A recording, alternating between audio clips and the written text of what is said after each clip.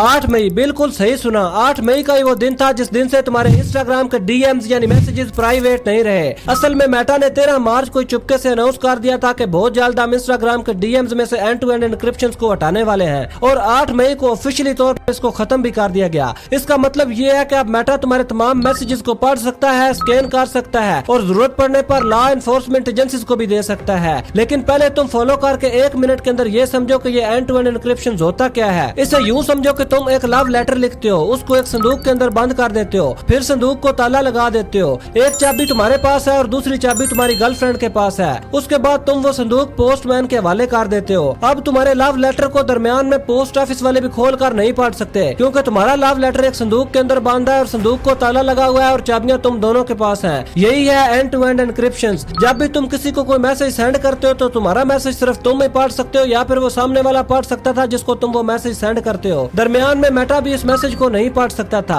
मगर अब 8 मई को ये जो एंड टू एंड एनक्रिप्शन खत्म हुई है, इसका सीधा सीधा मतलब ये है कि मेटा ने उस ताले को रास्ते में ही तोड़ दिया है। मेटा जब चाहे तुम्हारे मैसेजेस को पढ़ सकता है, स्कैन कर सकता है और जरूरत पड़ने पर पुलिस और लॉ एनफोर्समेंट एजेंसीज को भी दे सकता है तुम्हारी प्राइवेसी गई तेल लेने। अब इस कांड को छुपाने के लिए मेटा ने ये स्टेटमेंट दी है, very few peoples were opting into end to end encrypted messaging in DMs, so we are removing this option from Instagram in next coming month. You can keep messaging with end to end encryption easily on WhatsApp. मतलब इस बात का कोई sense भी बनता है